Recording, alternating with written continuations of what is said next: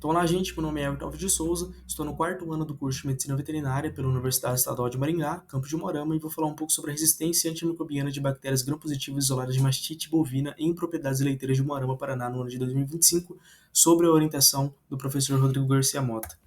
Então, o Brasil se destaca entre os maiores produtores de leite do mundo, sendo considerado o quarto maior produtor de leite no ano de 2021, de acordo com a FAO 2022. E 85% da produção nacional vai se concentrar em 6 principais estados, que são, Minas Gerais, produzindo 9,36 bilhões de litros de leite, seguido do Paraná com 4,47 bilhões de litros de leite produzido, e seguidas do Rio Grande do Sul, Santa Catarina, Goiás e São Paulo. E aqui a gente vai ter um dado muito interessante, da Milk Point, que aponta que um dos índices divulgados, aponta a redução no número de estabelecimentos produtores de leite para industrialização. Eram 33 mil em 2023 e passaram para 28,9 mil neste ano. Já o número de vacas leiteiras caiu de 769,8 mil para 742,5 mil no mesmo período. Então, quanto a produtividade por vaca cresce, em propriedades tecnificadas, o número de produtores cai, principalmente em pequenas propriedades, onde os produtores passam por muitas dificuldades. Em especial, essas dificuldades são doenças reprodutivas, doenças infecciosas, o preço do litro de leite que a gente esperava que aumentasse, no inverno não aumentou tanto, problemas aí financeiros, com custo de ração, concentrado, entre outros, fazem com que pequenos produtores desistem da parte da pecuária leiteira.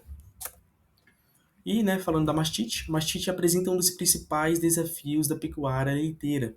A gente vai ter a mastite ambiental, que vai ser ocasionada principalmente por bactérias gram-negativas, entre elas, exemplo aí, a Klebsiella, a Escherichia coli, e a mastite contagiosa, que vai ser ocasionada especialmente por bactérias gram-positivas, como, por exemplo, a Staphylococcus e Streptococcus, que é o foco do nosso trabalho. E não tem como a gente falar de mastite sem falar de resistência antimicrobiana, que é um grande desafio. E essa resistência antimicrobiana se dá principalmente pelo homem, pelo produtor, que vai tratar os seus animais sem a consulta de um profissional, sem a consulta de um médico veterinário, sem o respaldo de um antibiograma. Então, eles vão administrar antimicrobianos com ineficaz, às vezes para aquela bactéria, para aquele isolado, um princípio ativo que apresenta resistência e vai intensificar ainda mais essa resistência, fazendo aí o aparecimento de cepas multiresistentes. Por exemplo, aqui no trabalho de Strongman 2024, a tetraciclina foi o antibiótico mais eficaz, sendo sensível em 95% dos casos. Já no nosso trabalho, a tetraciclina e o sulfazotrin foram os antimicrobianos que apresentaram a maior resistência. Então, às vezes, o que é bom para a minha propriedade, um princípio ativo, um antimicrobiano que funciona na minha propriedade, que funciona nas minhas vacas, às vezes não vai funcionar na propriedade do meu vizinho. Por isso que é muito importante a gente ter um respaldo de um profissional e a gente ter um laudo aí de um antibiograma antes, de tentar aí fazer o tratamento do animal, botando risco, o meu rebanho, botando risco aí o meu tratamento e perdendo dinheiro. Por exemplo, aqui nos resultados, das 34 amostras de leite analisadas durante os meses de março a junho de 2025, 21 corresponderam ao gênero Staphylococcus, cerca de 61,76%, seguida do gênero Streptococcus, que representou 29,41% dos isolados.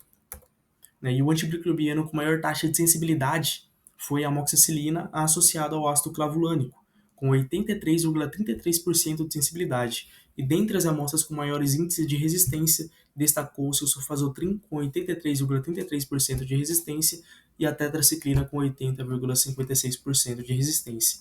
Aqui estão as referências utilizadas na nossa pesquisa, no nosso trabalho. E aqui um agradecimento. Obrigado pela atenção e compreensão de todos.